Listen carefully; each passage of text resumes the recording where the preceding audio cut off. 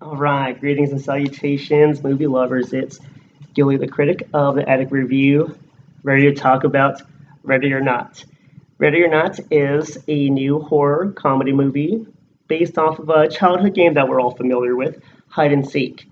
And as a kid who didn't love to play it, I'm sure even as an adult, we love to still probably entertain the notion of playing the game again. Hopefully, with not the same rules that they have in this movie, because if you did, you're a very sick individual. So, Hide and Seek is focused on the character of Grace, played by Samara Weaving. Grace is ready to marry the love of her life. Every young girl has dreamed of this since like the age of 5. And now she's marrying the love of her life, and now she has to take on, the new in-laws. And that in itself is a lot of pressure and, causes anxiety. But Grace has good reason for this. It's not as if she's just marrying some random family. These people are powerful and rich, richer than God, if you will. And they made their fortune through gaming and games and other sinister acts that allows them to continue their wealth. She doesn't know this. But marrying into this family, she has to go through a test after the vows are said. So before they get to that point, the groom himself and even his brother are kind of in a slightly passive aggressive way and being nonchalant, like run for the hills. You don't want to be part of this family. Ha ha ha. No, seriously, you should really run for the hills. But she's not picking up on that. So she goes along with it, finds out about the tradition that they have to choose a game to play for her to be rightfully entered into the family. She chooses a bad card. She doesn't get to choose Battleship or Monopoly. She chooses Hide and Seek, which seems on the surface innocent enough. Not the way these guys play, and not with the intended goal of just, oh, hey, don't catch me. If you catch me, oh, damn, shit, I'm it now. No, you get caught, and you're basically sacrificed to the guy downstairs, the devil. So she doesn't really know the rules yet until bodies start dropping around her. Then she knows shit is real, and she really has to survive.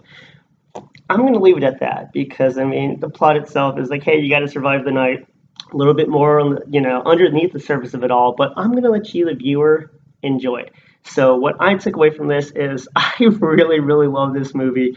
It reminds me so much of The Babysitter and A Cabin in the Woods, for respective reasons. So The Babysitter, A, because Samara Weaving also starred in that. For the longest time, I'm sorry, I will admit, I thought it was Margot Robbie. It's not. They look very similar, but Samara Weaving was also in that gem, The Babysitter on Netflix. If you haven't seen it, check it out. But she has her own style to her. Looks, yes, they parallel to about the same. But Samara and what she brings to this movie and The Babysitter was this fierceness in her. And it plays off well in this movie because she's being hunted. And it's not as if she's just going to, roll over, play dead and be easy prey for her predators. Nah, nah, nah, fam. She takes this fight to them, and it is entertaining to watch because their frustrations build. The panic starts to set in because if they don't catch this girl and deliver on their end of the pact to keep their wealth, something bad's going to happen. Now, do we really know if that was all, malarkey and a bunch of BS? We don't know, and that's part of the fun of the movie. Is we don't know if the sacrifice that they intend to have is real or is it all just in their minds. So that's another fun aspect of the movie.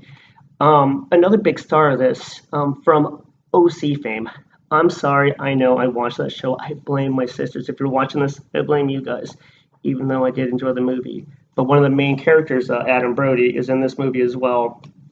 Also in Scream 4, he did a great job as one of the policemen. But Adam Brody was awesome in this. Wasn't really given top billing, but he should have because his character was very pivotal, and I loved what he did with it as far as his presence in the family. And kind of like you have your angel and your devil right here, and he was somewhere kind of in the middle, and he had no idea which way he was going to be persuaded to really follow the family and tradition or to do the right thing and try to save his soul. Very good character development. I loved him. And I mean, he's awesome at delivering one-liners.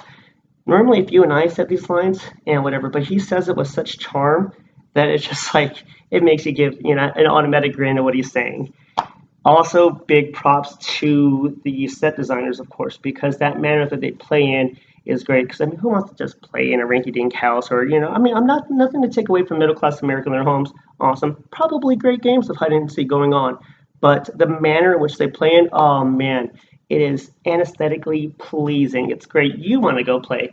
Hell, I would want to go play even if if my life was on the line with it. It might be a lot of fun. So the set design was great because it's so eloquent that you're like, oh man, nothing that bad can happen in this environment. But yeah, it's happening. So let's see here. Great acting, great sets, decent scares. I mean, it's labeled as a horror, but it's more of a thriller and a suspense movie. And the comedy aspect really takes over, but the gore itself does, warrant the horror tag. So it's still a good horror movie. I really enjoyed it on a scale of 1 to 10. I'd probably say a good, I know, a good 7 because I really was a fan of this. The quirkiness of it because you're laughing at people getting a crossbow in the head. That's not really a spoiler. It's in the trailer, so whatever. Um, but you see these deaths unfold, and like deep down, you should feel some sort of a sympathy or maybe like a chills. But the directors and the atmosphere of the movie allows you to not feel as guilty and hide it with a big smile and grin, which I know I did throughout the whole time. So, Ready or Not was a big winner in my book. I hope you guys check it out. Do me a favor, click like and subscribe. Check out the movie. Leave some comments. Let me know if you agree or disagree and what your favorite parts were, especially the ending because they say that it's a twist. I saw it the whole time. Let me know when you see the movie if you agree with me because there's a big twist at the end with one of the characters, which I saw coming a mile away. I watch a lot of movies, but let me know if you saw it coming as well as I did. So thanks a lot again, guys. Attic Review, and I'll talk to you guys soon about some other flicks. Thanks for watching. Bye.